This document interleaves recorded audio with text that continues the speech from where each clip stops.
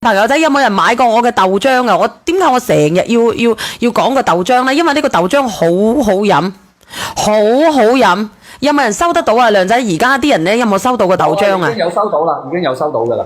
收到嘅朋友仔可唔可以覆我啊個豆漿？因為我豆漿呢又抵又平，佢50幾蚊呢，佢又59蚊9，佢有5包噶啦，係咪啊？定係69蚊9啊？59.9有5包，跟住同埋呢仲有2包。送兩條俾你試。個豆漿有冇收到啊？上埋買下呢個先啦，呢個好好飲嘅，呢個真係好好飲，我唔係同你講笑。唔好飲嘅我跟你姓，唔好飲嘅我跟你姓。呢個有紅豆啦、花生啦、紫米啦，有紅米啦，好好飲，好好飲啊！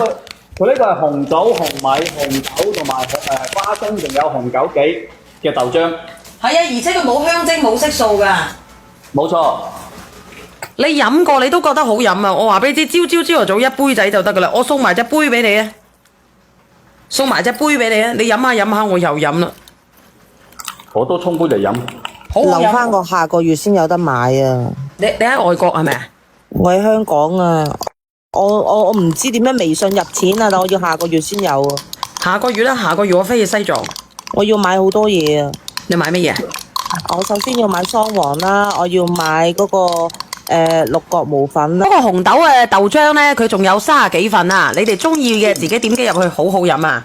冇錯，呢個豆漿嘅話呢，佢因為佢主要係主打營養啊。好好飲係咪啊？梁仔，我冇介紹錯啦嘛，50袋，59蚊9，50袋，50袋啊！但係好香，即係佢唔單止只有豆漿嗰種嘅香味啊，佢仲有其他嘅咁樣，即係好似枸杞啊、紅棗啊呢啲咁樣搭配落去呢，佢飲起翻上嚟呢，好即係嗰種味道好獨特，同你平時飲豆漿嘅感覺完全唔同嘅。